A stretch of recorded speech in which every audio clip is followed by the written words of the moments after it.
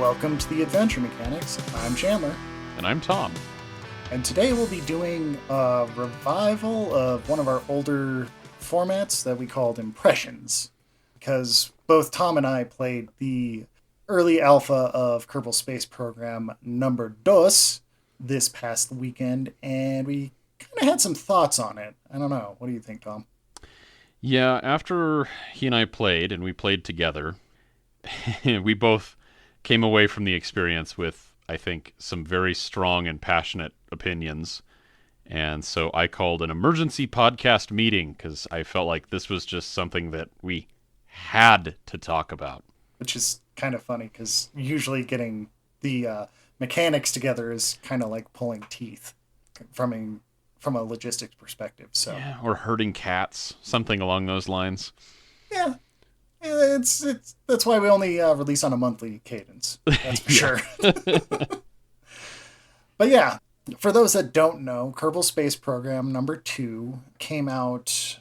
Oh, what was it? February 24th. Yep. Yeah. I have that date burned into my brain because both Chandler and I are huge fans of the first game. Couldn't tell you how many hours we've played that game. And I have been anticipating the launch of KSP2. I mean, technically speaking, for years because it got delayed, but we'll go into that later.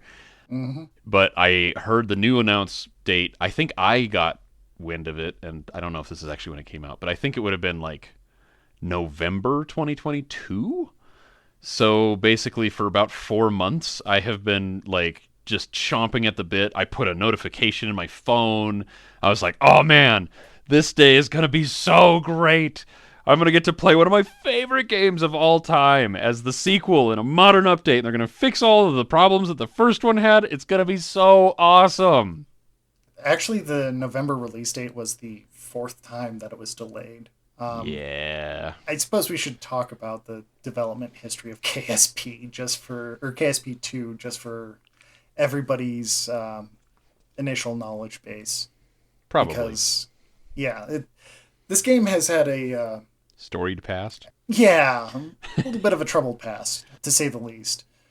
So initially, it was given to another development company that was called Uber Entertainment, not that Uber, who took it on as their sole project because the original developers for the original Kerbal Space Program wanted to focus on finishing that up before getting into the new one. So they passed it off to Uber Entertainment, which rebranded themselves Star Theory Games.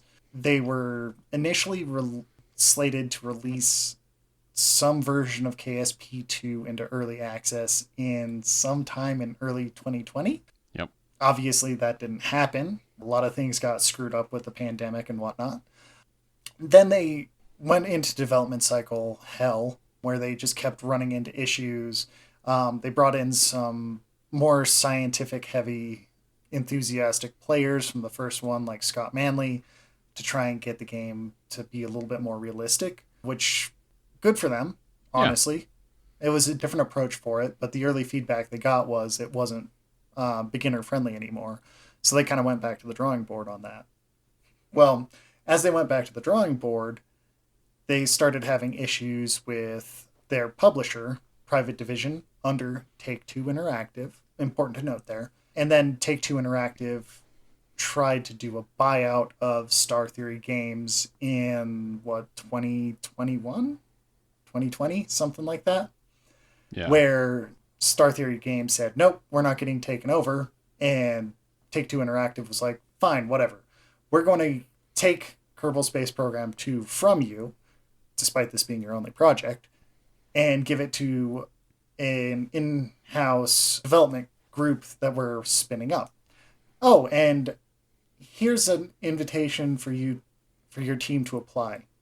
So they scalped a third of Star Theory's game developers rather, and like a few months after they took KSP2 from Star Theory Games, it folded. There was no way for them to make money. They had no other games that they were developing at the time. And then, specifically, that was... Oh, I have an article here. I'm going to bring articles into this because this is an important part of it.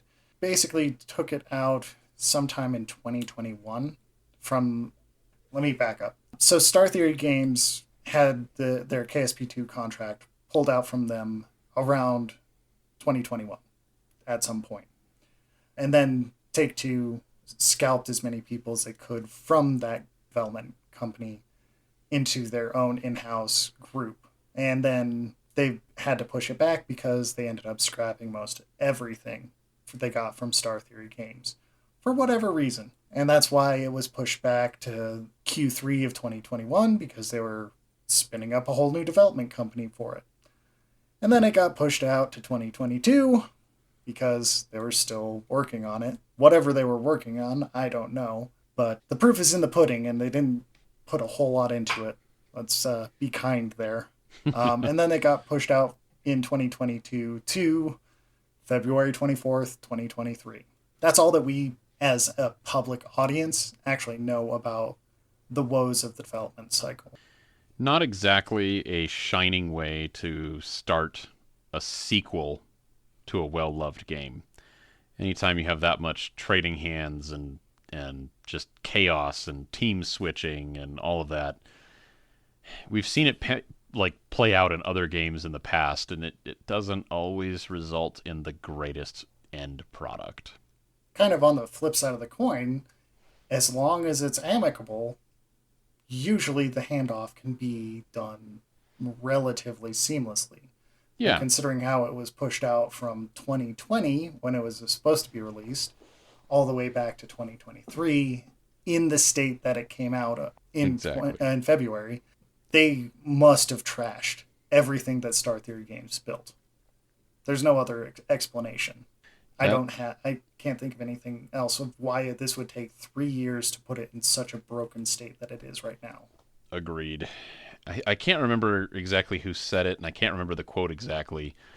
I think it was a Nintendo developer from way back when, and they said the quote is essentially, "It's okay to delay a game if it results in a good game coming out. It's always better to delay a game and with a good end result than it is to rush something to production and end up with a bad game." And KSP2 is an interesting case study because it did get delayed. But like you said, I believe they must have trashed a lot of content because it seems like it got delayed and rushed. Yeah. So Yeah, that the quote is from Shigeru Miyamoto. A thank delayed you. game is eventually good, but a bad game is bad forever. Mm-hmm. Not necessarily true nowadays because day one patches are a thing and updates after release are a thing. For better or But worse. yeah, usually for better, but not always. Yep. Especially with Take Two games. Looking at you, Take Two. Yeah. But yeah, I mean, KSP 2 was released with a lot of hype. A lot of it. They've been hyping this for 3 years that I'm aware of. Yep. Yeah, and the main selling point of it was it's going to be multiplayer. That was the main selling point of it. Yeah. And I can understand not having feature complete anything day one. But if you're putting something out in early access, it should at the very least be a halfway decent vertical slice of what you expect to be working on for the next decade, Yeah. right? Absolutely. I don't think Take Two is gonna let this development company work on KSP2 for a decade, but especially with how they really fumbled with a rushed and delayed release that they have now. Yeah. But if you're going to be putting out a vertical slice like this, it should be somewhat representative. Not feature complete. Nobody's asking for feature complete. They're just asking for where's the fun in it.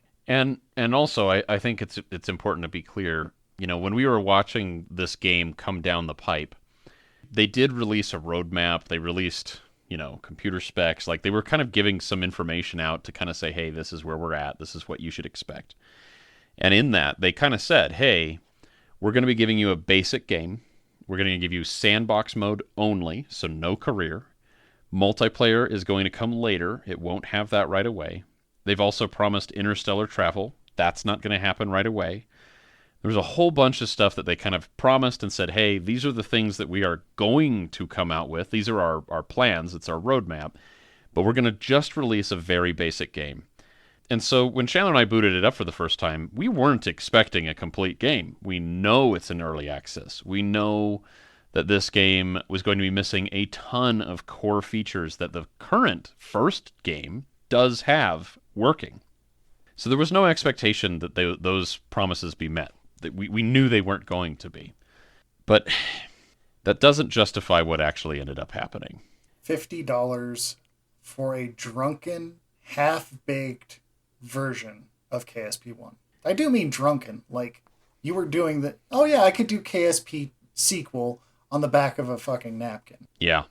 And they charged $50 for it. What they released for $50 could barely be called a tech demo. It's broken to the point of being completely unplayable for the vast majority of the people that would be playing it.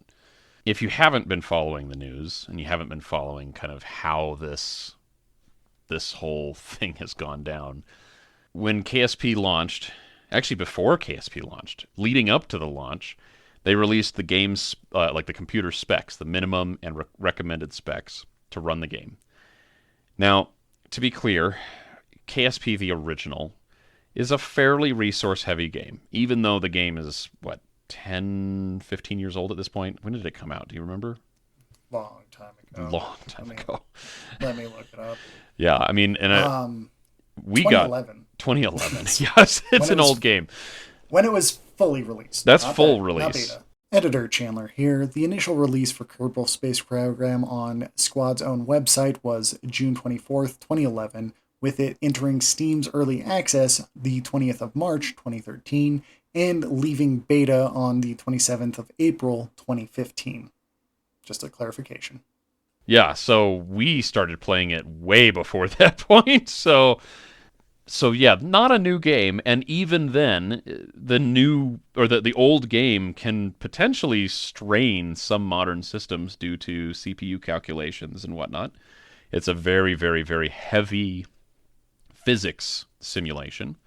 So you need to have a moderately powerful computer to run it. Not like crazy, but like, you need to have like an okay processor to do it.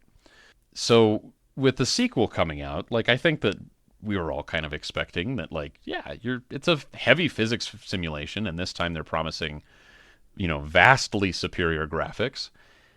The physics engine is not really, it doesn't need to change. The original physics engine was really good. It needs maybe some tweaks to like make certain aspects of it work better. But generally speaking, it's an incredibly accurate, realistic simulation of how a rocket launch would go. So we weren't really expecting too much to change in that department, but they did say better graphics. So okay, so we need a better graphics card. That's fine, no big deal. Then the actual specs come down the pipe, and I think the minimum spec, I don't remember what it was for NVIDIA, but I remember that the bare minimum spec for AMD for the GPU is a 5600 XT, which is not a cheap card. That's like a mid-tier to like slightly higher tier card from like 2 generations ago. And that's the minimum spec. Well, some alarms kind of go off. There's a lot of people that are not going to have a card that powerful or even close. KSP1 would run on a laptop. And then the the recommended, this isn't like, well, if you want to, have the most badass system in the world, the recommended specs are, I want to say it was a 3080, right? Yeah, it was something obscene like that. Like, if you want to play the game in earnest, you need to have $1,200-$1,300 card. Like, what? Yeah, a little excessive.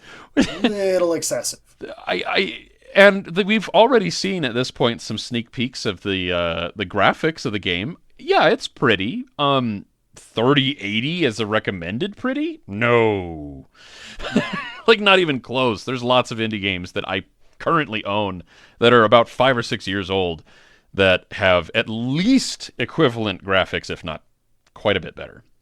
So that was kind of, I think, the first like red flag warning sign. Well, there were a few others. There's been a lot of red flags. For me, that was the first Yeah. like, oh shit, we might actually be in real trouble. The first red flag for me was when Take Two basically scalped or gutted the previous development company Oh, that's a and huge said, red flag. Yeah, yeah, because that's for one messy, for two you're pushing out all parts of the project by years by doing that, totally. and if your expected release date is mere months away, not exactly the best option. No. Now, us being from an outside perspective, maybe what they had was an indicator that they had to bring it in house.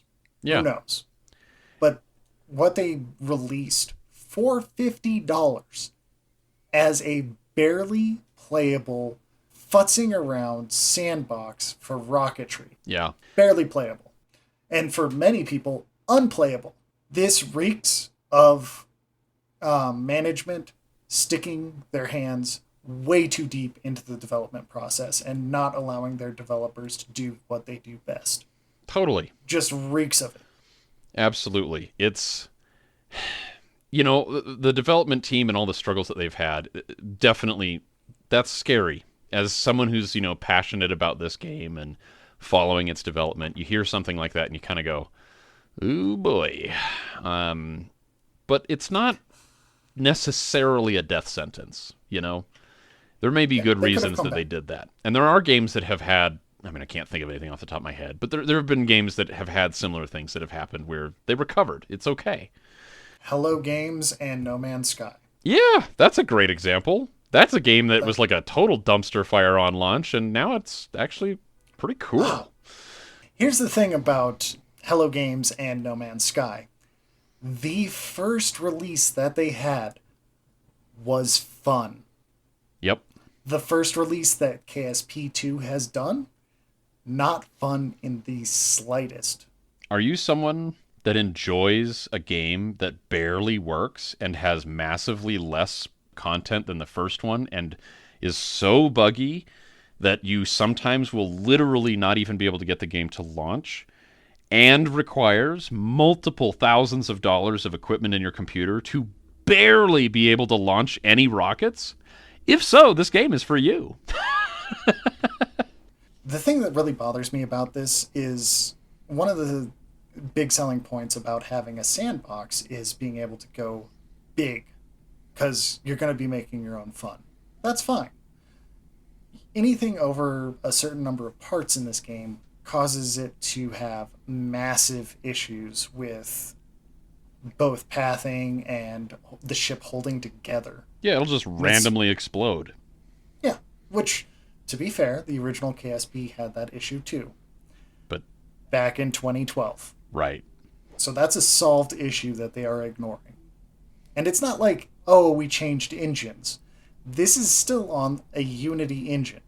Porting issues aside, which, because porting issues are a thing, updating to the latest version of Unity from the original project, and I mean the original project they got from Squad, would have been a better choice.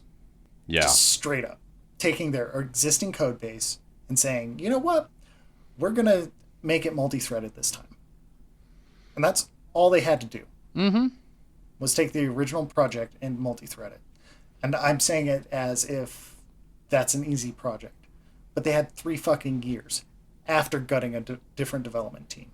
Yeah. So, like, I'm not exactly being unfair when I say that. Like, you could solve everything else if you just released something that was a bare bones version of KSP1 that was performant. Yep. And that's Like, that's really all we were expecting. We weren't expecting a complete game. We were expecting a simulation mode, sandbox mode. Sorry, not simulation mode, sandbox mode. Bare bones, probably missing parts, probably missing a hell of a lot of features, but stable. If you're going to and come it out with a was none game, of it that. needs to be playable. Like, I'm not asking for a lot I'm asking for a game that looks kind of nice, because, yeah, the graphics are better than the first one. Not Most of the time. $50 better. No. And actually, there Not are some major graphical errors that are, like, embarrassing. yeah, like amateur hour. Yeah, like I landed on Kerbin again and was looking at trees, and the trees were completely outlined like they were backlit at night, but they weren't.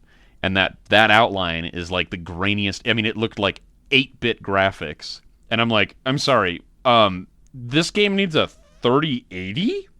Where? Like, it's embarrassing that this game that requires this monstrous computer. And I mean, okay, so I'll also say the developers also kind of mentioned, they're like, well, this is kind of a temporary situation that you need that much. We're going to be looking into optimization. Okay, fine. If you're going to make, I mean, we're making a lot of concessions here. If you're going to release a game that is a stripped down version that has massively less features than the first one, and is missing or has like almost zero improvements over the first one. That's the other thing I don't know if we've really mentioned yet. There's like no reason to play the second game over the first one. The reasons that they have given are kind of weak. Like, ooh, we can transform wings. Cool.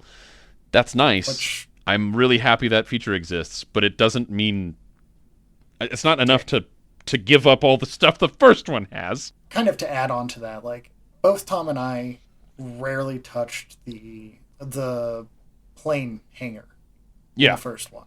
Well, to be honest with you, the just physics were kind of not great, so planes are and really hard to fly. fair. Yeah. It feels like what they did for KSP2 was focus their entire initial release on that airplane hangar. Which is a really strange choice in a space program game. Yeah, really strange. And from what I've seen of the space hangar, it works fantastically well. They probably improved it. Yep. That's not what we were looking for in a space program simulator. No, there's a lot of games that already exist if you want to build an airplane. There's a ton of them. So it's fine that they did that. But again, this is kind of where I'm at. You know, This you is need their first release. right. What Start with the sizzle. you start with the sizzle, yeah. What you need, what they needed to do to succeed is they needed to have a game that was, I mean, we get it. It's early access. Doesn't need to be bug free. It's going to have bugs. That's fine. Everyone's expecting that. No problem.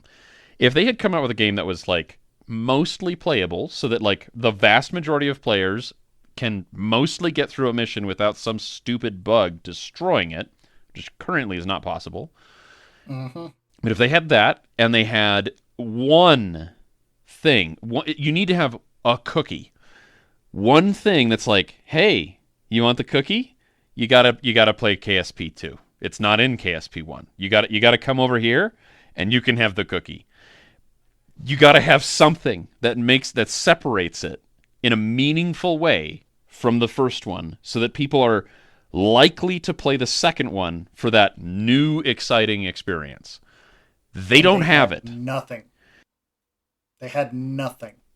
And if they had had a stable-ish game, completely incomplete, sandbox mode only, with one cookie, I'd be happy. We would have been happy. We would have both been happy. Totally. I was a little bit grumpy about the $50 price tag. That seems kind of absurd, considering I don't know what I paid for KSP. It was probably like $10 back in like 2008, but that's not fair. I think what KSP 1 is $25 right now, and it's a complete game. It's 40 right now. It's $40? No. Yeah. No shitting you. It's $40 right now, not on sale. Now, to be fair, that doesn't include the 2 expansions that give extra parts and extra missions. But I think I the paid original is $40. I think I paid $10 or $15 for the original and got both the expansions in that deal. Yeah, wow. And that was part of being early access. Yeah, because we got it way early. Yeah, we got it way early. It was barely sandbox mode when we got. I don't even think that there was anything other than the Moon and Minmus when we first got it. There wasn't even a way to land on the moon when I got it. Yeah, It I think was you're right. rocket goes up. You're right. It was yeah, we used to fly through it. It was kind of there, but it was like a prop. There was nothing to land on. I Yeah, remember when that came out. You're right. yeah, but they weren't asking $50 for No, that. and we were fine. And so this is the thing. This is the thing. You can come out with a game in early access, but if it's early access, I believe, firmly believe, there has to be a discount. It shouldn't be full price. It needs to be discounted. Because you're buying into a promise. You're not buying into a fully complete game. You're buying into someone saying, "I promise if you buy this game, I'll finish it." There's no Yeah, reason to pay full price for that. So you do it as a discounted rate, and then you finish the frickin' game, and then you fully release it at full price, and then you can go on sale after that. They didn't do that. They went into a full release price. I'll be the first person to say KSP 1 totally worth $40. 100% worth $40. I'm not saying that's a bad deal. The only reason I'm shocked it's that much is because it is what, a 13-year-old game.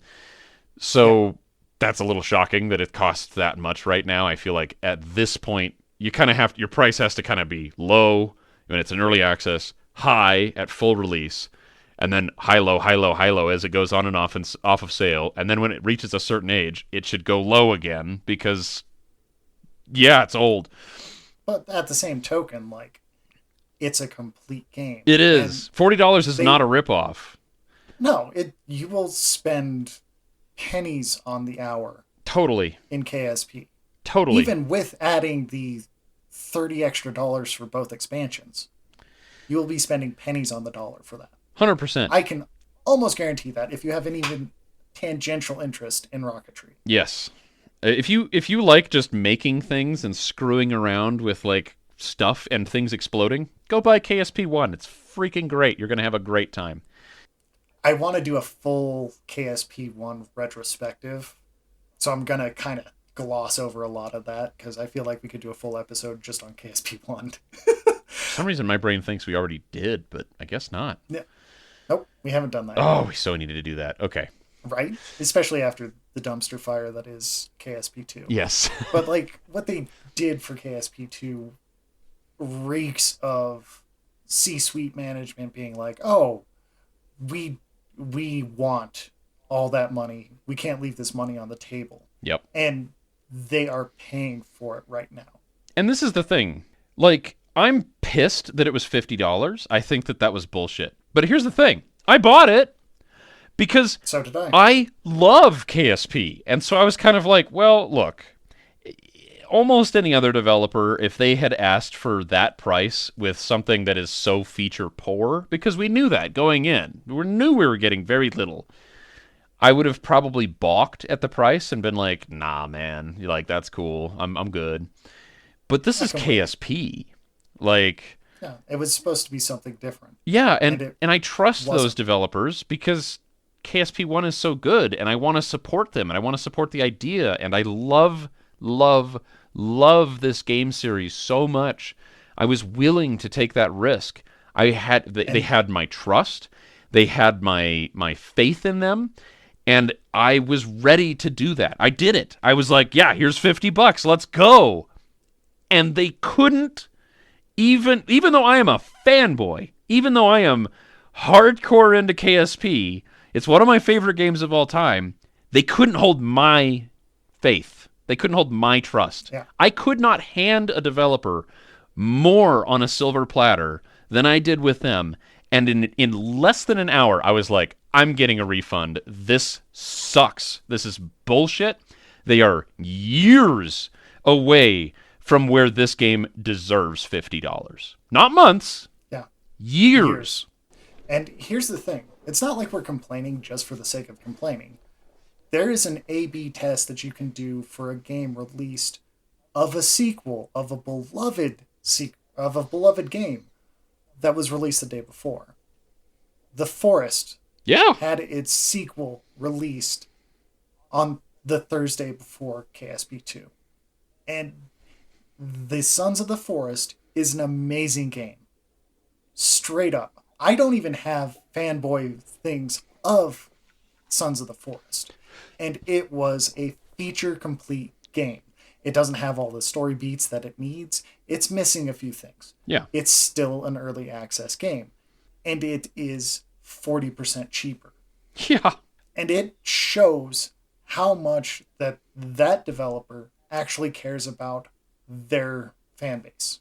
Yep. Because they released a vertical slice that was worth the $30 they were asking for, which is 33% higher than the original game. But it has that cookie, as Tom said, Yep. to get you to play the sequel. And it shows. KSP2 and Intercept Games failed fundamentally on every possible method. They overhyped it. Yeah, big time. You should see the trail. The trailers are great. Like, Yeah. oh man, I will buy that game so hard on those trailers. But they have nothing to do with the game that was released. Even the developer hype reels. Yeah, I enjoyed it. I watched every single one. I subscribed to their channel and watched every reel. And each time I did, I was like, oh my God, I cannot wait for this game. I'm so stoked. Yeah. And they gave you nothing of that. Yeah. Whoever's in charge of their promotions and advertising, like, good job. You fucking nailed it. Too bad the product you were selling sucks. Yeah, you sold us that turd. Yep. I bought that turd. I swallowed it. Yeah. And then I threw it back up. By the way, just to be full clarity, after less than an hour of playing, both Chandler and I are like, yeah, fuck that, and we returned it. So yeah. It's not worth the asking price that they're demanding for a subpar product that honestly I feel like is a very highly polished game jam game. Yeah. And highly polished game jam games aren't worth $50. Honestly, I think if they were forced to sell the exact product that they have right now, the only way that they would make it acceptable is if A, they came into it very honestly and said, hey, there's been a lot of drama around this. We're not releasing the product that we wanted to release, but we do want to give our fans something to enjoy. And they said, we're going to give you the game as it stands, no changes to it whatsoever, for $10. I'd be like, I'm in. And I wouldn't be mad about what came out right now. Or even half the cost at $25. $25, I think I would accept it. I wouldn't be happy, but I'd accept it. I think what they have right now is a $10 game. I think that they have a $25 alpha, assuming they can follow through. Like where they say, hey, this is a $25 game. We're going to ask $25, and then we're going to develop it. I'd be like, okay. But $50? Hell no. Yeah, no.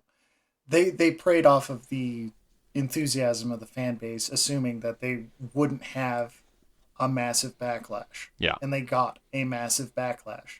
Yeah. Their Steam reviews right now are mixed. Now, if That's they were shocking. anything, yeah, if there were any other developer on release with a mixed review set, and this is over 1,000 reviews, yeah, that would be the death of that game. Yeah. Their Metacritic has 6 bad reviews out of 8. Oof, that's not good. Like, there's nothing good coming out of this release. And some people are still fanboying, and if you're one of them, I'm glad you're enjoying the game. Yeah, I fervently hope that at some point I can enjoy the game with you. Yes, and to be clear, as it stands right now, I can't. I mean, I seriously doubt any developers are going to listen to us. But if you are, here's the deal. As pissed off as we are, if you guys fix this turd, I'll buy it again. I'll happily buy it again. I am totally rooting for you guys. I want this to be a good game. I desperately want this to be a good game. But it's not. But it's not. Like, the way it is right now, it's insulting.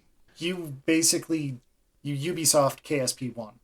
Yep. And I'm using Ubisoft as a verb here. You know exactly what I mean when I say Ubisoft. You didn't polish. You put a lot of bright, shiny sheen onto every fucking thing. and there's not a single goddamn piece of polish in this. It's a turd covered in glitter. Yeah. You didn't even spend the time trying to make it shiny. You just spattered glitter on it and said that's good enough, and maybe we'll survive this. And maybe this is just an angry Chandler, and because obviously KSP2 is on the top selling list for Steam right now. Oh, man. Which tells you how much love there is for this game. And how badly Intercept Games botched this. Yeah, because had this, I mean, imagine if this had gone differently. Imagine if they had done what we said and they released a basic sandbox mode only, like, fairly stable game. All of the, I mean, that's not even that hard to do. Release the same damn game, but make it so that it works most of the time. Oh my God, what a huge thing to ask for. If they had done that, the amount of success that they would have is like immense. But instead, there's been a mass return. Like almost everyone that I've talked to is like, I returned it. It's terrible. It's like completely awful. Yeah. And this is the problem. Once a game does that, I mean, there are some exceptions. You already mentioned one. But once a game goes through this stage where there's the vast majority of people return it, what you have to do to recover from that is you have to very, very, very, very quickly, you have to come out with lots of updates that fix it and apologize for the horrible mistake that you've made. And maybe, if you're very lucky and your fan base is very loyal, which KSP fans are, to be fair, you might turn this situation around. But instead, this is the problem. If they don't do this exactly right, Kerbal Space Program, the franchise, has a very real possibility of dying right now. And that scares the daylights out of me. The extra little dagger that just goes into the side during this is they released plushies at $40 a pop. Jesus Christ, that's so days much. After this shit show. I want a plushie because I'm a fan. I love this game series, but $40. Yeah. It's not worth it. And it's a KSP2 plushie, so yeah, it's like, I'm going to send the message that you guys did a good job. No. Yeah. And just taking a quick glance at Steam Spy, we see the proof in the pudding. Number 1 game on Steam Spy. Best-selling. Sons of the Forest? KSP2. Oh, really? Owners, 200,000 to 500,000. Number 2, Sons of the Forest, 2 to 5 million. Wow. That tells you how many fucking returns KSP2 had. It's like... They haven't even hit 1 million people. Now, granted, this is estimated, but that's estimated on how much they got returns. And returns aren't free. No. Let's be absolutely clear about that. If you are a developer and you have a 3 to 5% return rate, you will be paying credit card fees on that 3 to 5% return rate. Yep. And if they had possibly twice, I don't know if that charges them to send the money back, but I bet it does. Now, when I say chargeback, usually you get credit cards go both ways, right? Mm-hmm. You as a seller, you'll have to pay a credit card fee to access the money. It's not very high, but that's the cost of doing business. They get hit with that again when they have to return the money. Right. So you're looking at 3 to 5% total in credit card fees off of a $50 purchase. And that's like extra painful. They were painful. number 1. Yeah. Because and they were number 1 on Steam. Right. That the part that's extra painful about that, not only are you getting hit both ways, but all of those purchases, had those people been happy, are locked in, right? You get that money. It's there. Now, not only are you losing money on those people, a fairly large percentage of those people that were excited about the game and were totally ready to drop $50 on it are never coming back. Yeah. Like your audience permanently and irretrievably shrinks. Yep. And it costs you Because money to do that. It costs you money to hurt yourself. yep, and it's going to take them years to recover from this. Yep. Years. If Take Two even deems fucking Intercept Games Worthy. the runway Yeah. to do it. They might just look at That- this result, which they created for themselves, and say, "Look, people don't want this game. It's bad. Let's kill it." And then all the people which Take Two Games does. Yeah. And this is exactly why Chandler and I decided to return. Because if there was some kind of a promise where it's like, look, I know for a fact that they're going to finish this game and get it going, I probably would have left my $50 in the pool as a fanboy to be like, I want you to use this money to finish this game. But Yeah. I don't have that promise. There's a big corporation involved with a lot of people with, with pencils that are going to go, this didn't seem very profitable. Kill it with fire. And so anybody that paid $50 on the promise of a finished game, you don't have an actual promise that that's going to happen. It might not. Yeah, especially when on release weekend you have 9,000 reviews of your game and it is mixed. They might be able to pull a No Man's Sky out of this. I don't know. I doubt it. I don't have the confidence that they will. There's basically one game I'm aware of that did that, and it's No Man's Sky. Most of them, when this happens, death sentence. Yeah, and it's for good reason. Yeah. You've abused the faith of your players. Yep.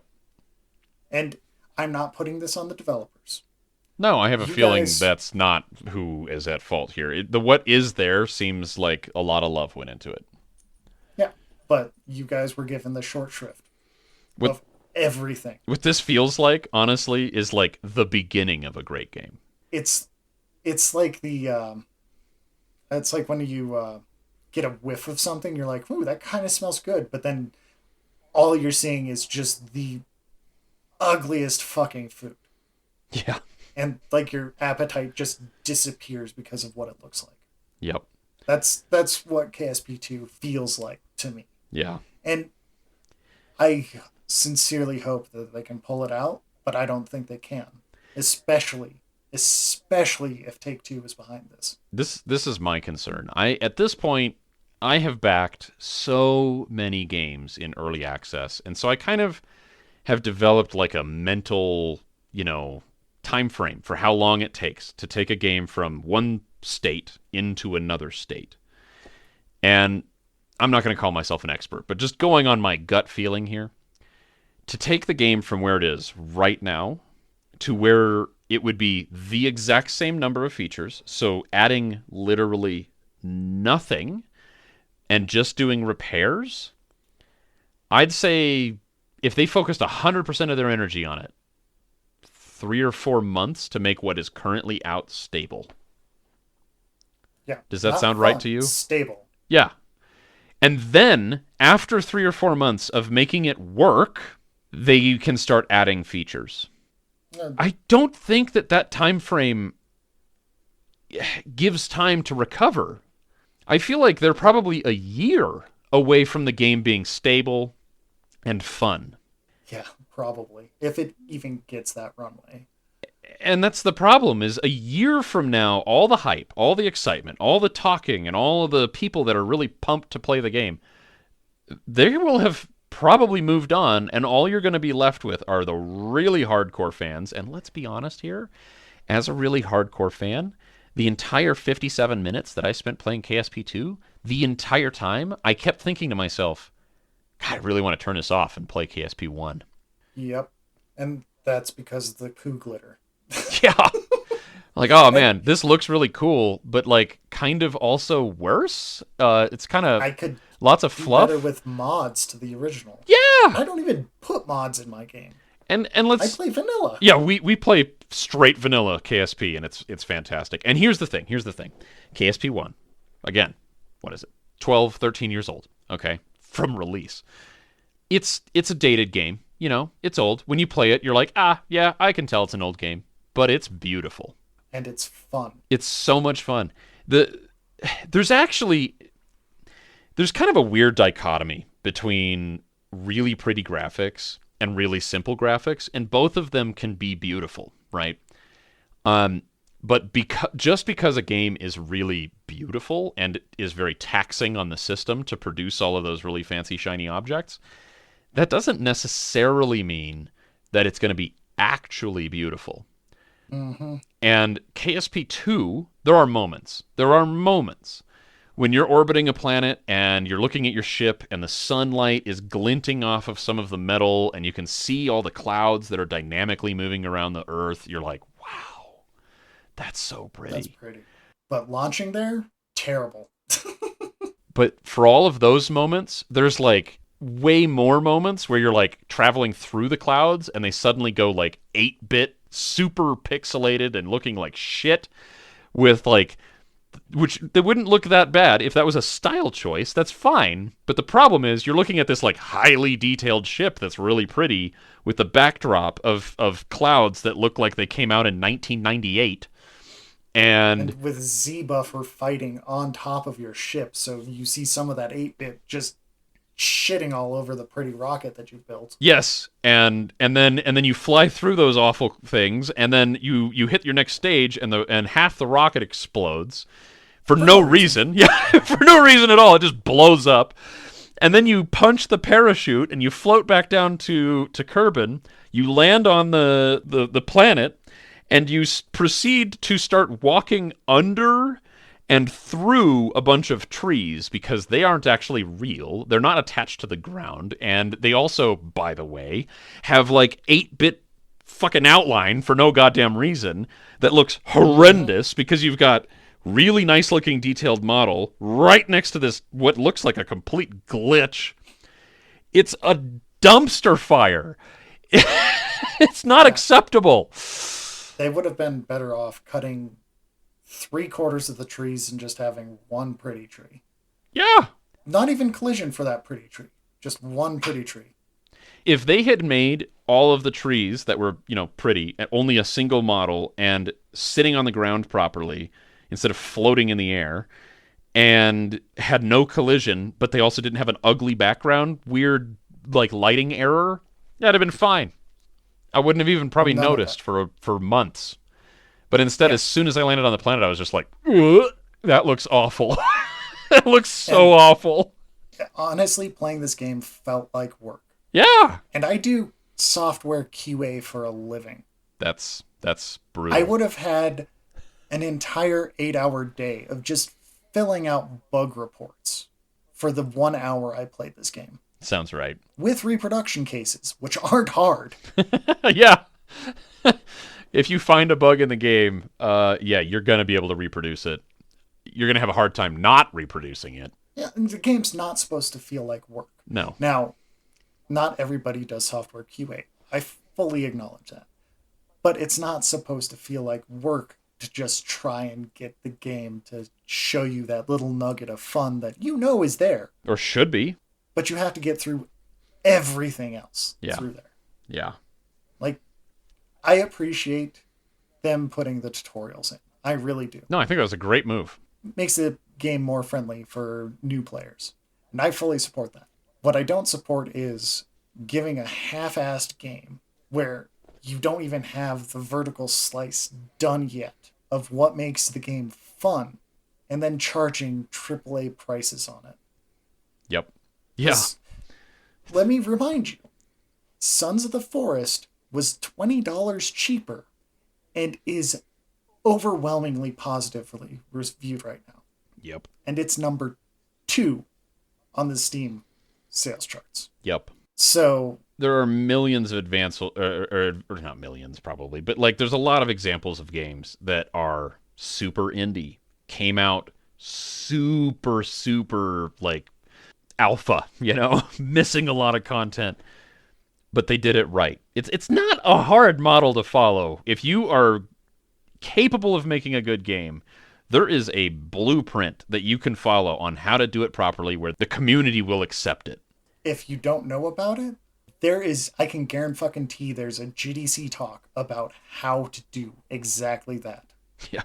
So You would think that a major developer like this wouldn't need that, but clearly, obviously the publisher said, we've done this enough, we don't want to do it anymore. and it shows in the product that they force the developers to put out. Yep. It shows. Yeah, I'm. And I'm fully saying it's on the publisher's plate. Oh, Take 100%. Two has a deep enough pocket to finish this, Yep. but they're not going to, which is why the return rate is so high for it. Yeah. And Because it's people know it's not going to get finished because Take Two says, oh, this was an initial trash fire. It's going to cost us X amount of money and it's not going to be profitable for X number of years. And we have a quarter coming up. and let's be real, we're not rooting for that. I hope we're wrong. I would love to be proven wrong. Desperately hope we're wrong. But When it hits 1.0, or if it hits 1.0, we might do a review for it. oh, absolutely. I think we should. But But as it stands right now, it's not worth it. yeah. And we have an A/B study.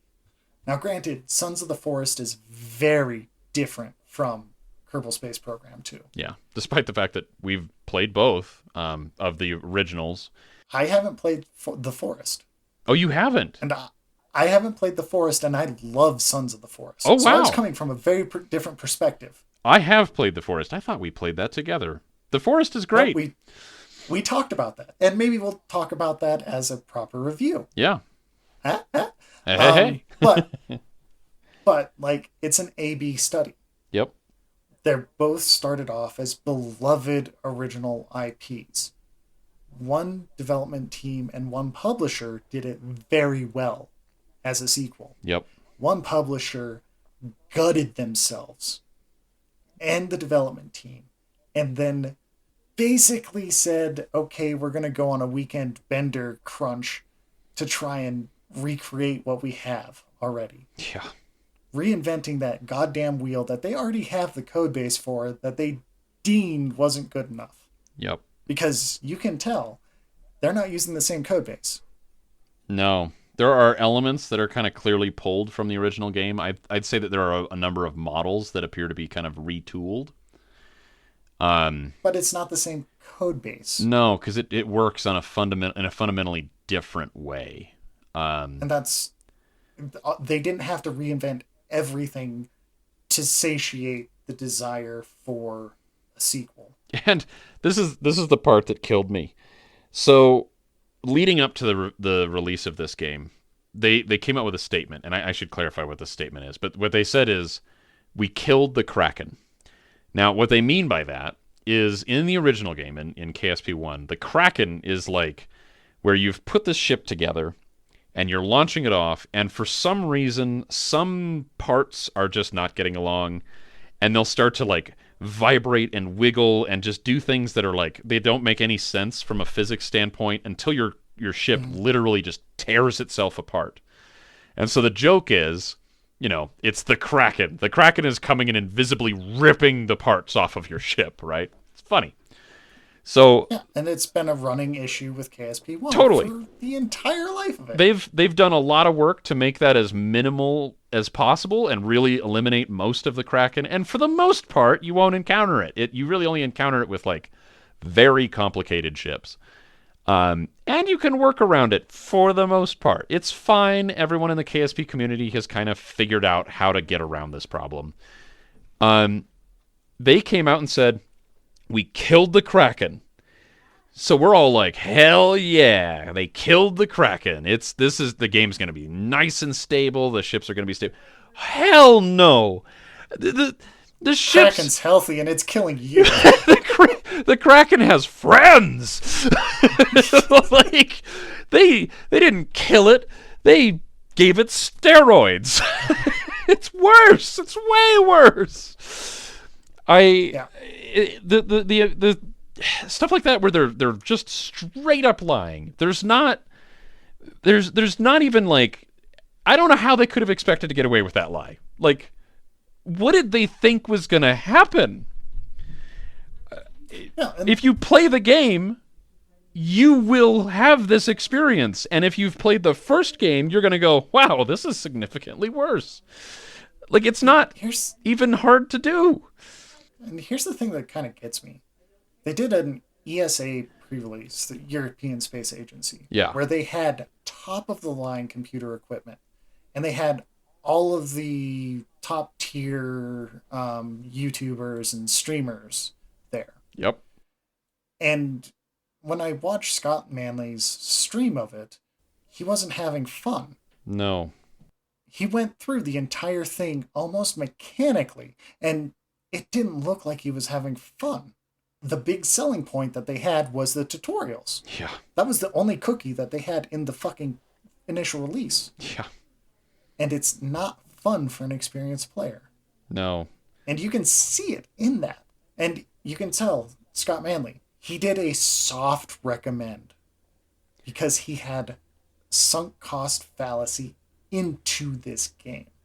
And to be clear, so that if you He don't did know, too. if you don't know who, yeah, if you don't know who Scott Manley is, he basically built his entire YouTube channel on Kerbal Space Program. KSP. So, Yeah.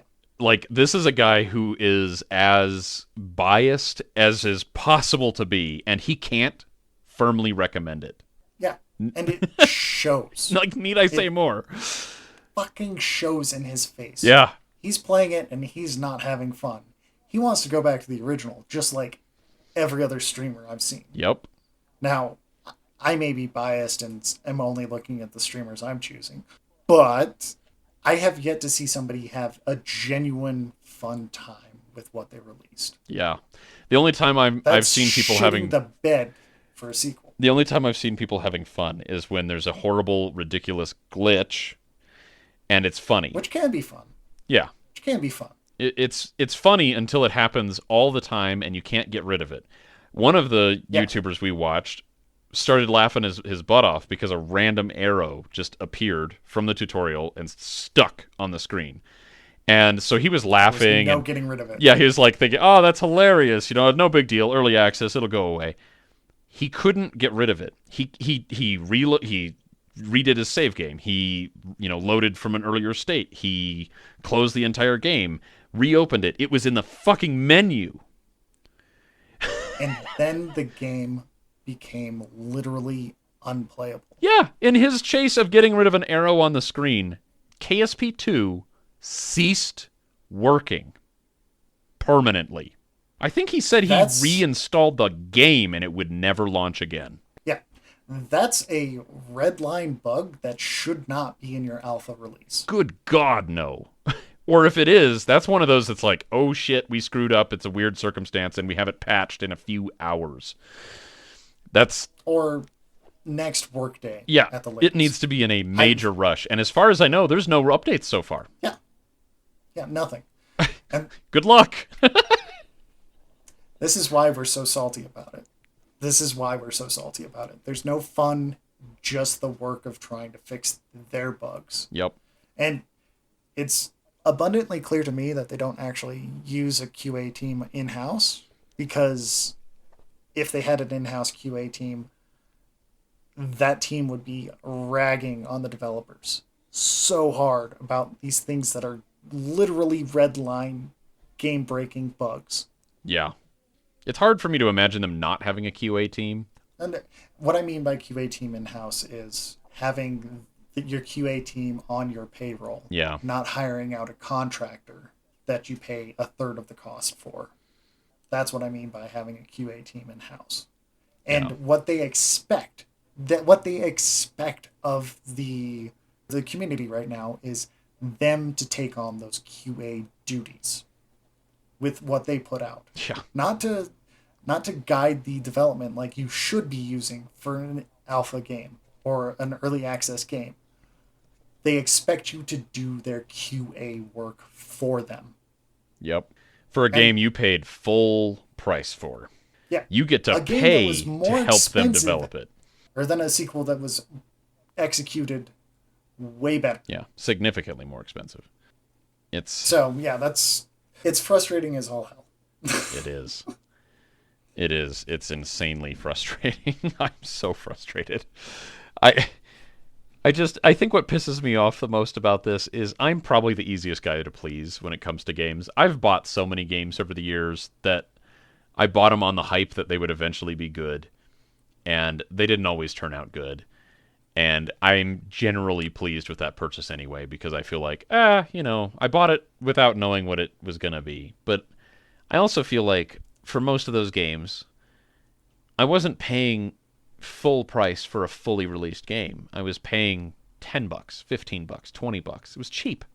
It was an amount of money that I was kind of like, if this doesn't pan out, I'm going to be okay. It's not a big deal. Not like Yeah. $50 is going to break me, but it's just, that's like, promises have been fulfilled money. Like, Yeah. You expect a certain level of polish at that price point. damn right I do. They did not deliver on that. No, Period. They absolutely didn't not. even deliver on the early access moniker. No, And that's a problem. no.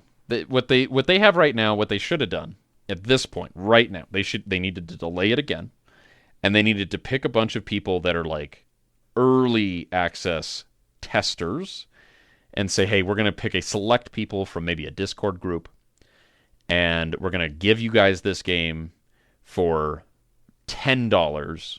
You will own the game from this point on for $10, and as a price of admission for getting that good discount, you're gonna just give us feedback as you play it. And then they kick the game out another year, and then it releases at $50 after all these problems have been solved because a bunch of people got a really great deal on a game that they were passionate about. That'd have been fine. There's so many ways to do this better than they did. Like, Yeah. They really shit the bed. yep. And that way they could have had some cash income. They could have had a little bit of money coming in to help with the development or something. But no, they didn't do that. Yeah, They wanted all the money right now. for a And they're paying turd. for it. Yep. Should we talk about any of the And things that are good? I have a few things to say that are good. I mean, I've been trying to put good things in as I've been talking about it, I but was going to say there's not a whole lot of good out of that this. won't take long. Go ahead. so so I feel like I've been very negative. I feel like I should say some good things about the game. Here's what they got right. The music and the dynamic music as you're like taking off and launching. Chef's kiss. Beautiful. Great work. Love it. That is a fantastic addition. Not enough to make a sequel, but good job. Let's see. And I thought that was completely superfluous. I mean, it is. It's totally unnecessary, but it's cool. I think they did a good job implementing it. It does kind of help with the mystical feel of it. Good job. Good feature. The, Not enough to make a new game, but good job. the countdown. The countdown is the next thing I was going to say. The countdown and the effects when you first launch. Ah, fantastic. So basically, I guess what I'm saying is sound design. Your team Yeah. did a good job. Whoever's on sound design, good job. You made a really nice sounding turd. It's got the gurgles and the plops and everything. Oh, it's fantastic. The sound design is actually no bullshit, excellent. The tutorial, badly needed. Great job. Very cool. Didn't use it because I've played too much KSP 1 and that would probably just bore me to tears. But for a new player, excellent addition. Not a cookie. To me, that is essentially bare minimum. Like KSP 1 should have had that. The only reason KSP 1 didn't have that is because of the way it was developed. So it's totally acceptable for KSP 1. It was necessary for KSP 2. So good job. You did a good job, but not a cookie. No cookie for you. No cookie for you. The ads. Good job on those. Those are great. The sizzle reels and the developers hype Oh yeah, did fantastic. okay on that. Yeah, that was really cool. I enjoyed all of them, and the trailers are fantastic. Like they made me laugh. The animations on the little Kerbals are adorable and fantastic, and it is the reason I got so excited. The differentiation between Kerbals was good, Great. but that's irrelevant Yep. to the core of the game. Totally. What else? I kind of hate the VAB. It's too dark.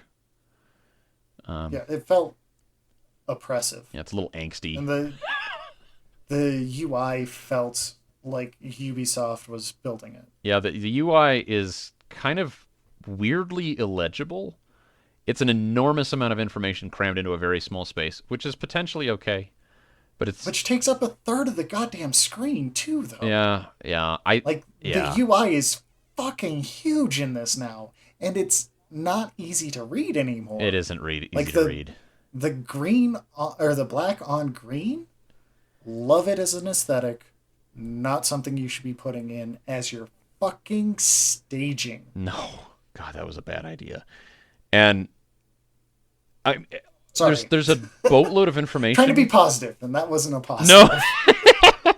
There's a boatload. We're trying so hard to be positive here, and we're just failing because it is that bad. Yeah, the UI looks fancy. Like when you glance at it, if you're not someone who's actually trying to pilot a ship and you just take a glance at it, you're like, ooh, that looks really high tech. But it fails the subway test. Yeah, yeah. And for those that don't know what the subway test is, I'm going to go on a slight tangent here. Bear with me. The subway test is there's three levels that you're looking at. First level, the initial impression. What is this game? Well, you have this big, friendly nav ball in the corner. It's some sort of aviation game. Mm-hmm. Perfect. Second level, what details do I need to know as I'm working right now? Little bit harder. You got the staging on the far right that is a moderate size that's somewhat easy to read. Yeah. Are we talking about the And first one or then the second one? the second one. Okay. And Eh. and then the real details. These are the things that as a player you absolutely have to know at a glance. Yep. Buried.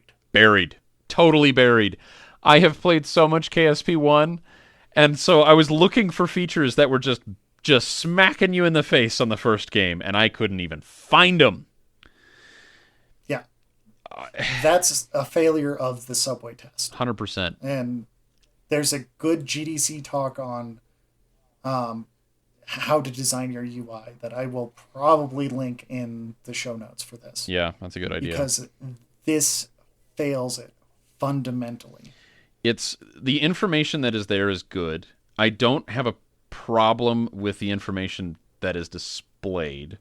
I have a problem with the way it is displayed. There's a lot of stuff that's not explained, and I'm sure if you go through the tutorials, you could probably figure it out. But here's the problem. You need to be able to, like, at a glance, look at something and be like, that is that. In the original game, that was pretty easy to do. A lot of this stuff was really obvious, and when it wasn't super obvious, they had some kind of a way of explaining it. There might be like a little tag above it that says, hey, this graph is how much atmosphere you're in. In Yeah. the new one, there's just a little section of the nav ball that goes through different gradients of blue. And you don't know, instead of it saying upper atmosphere or lower atmosphere or whatever, you just go through various stages of the atmosphere, not having any fucking clue what you're looking at. Basically, the only reason that I knew what that meant is because I played the first game. So this whole, Yep. you know, we're going to make it easier for newcomers? Yeah, bullshit. If the only reason I know how the nav ball works is because I played the original, you failed that mission. Yep. It also is incredibly dark and angsty, which for a game about a bunch of really cute little clumsy aliens, kind of a weird choice.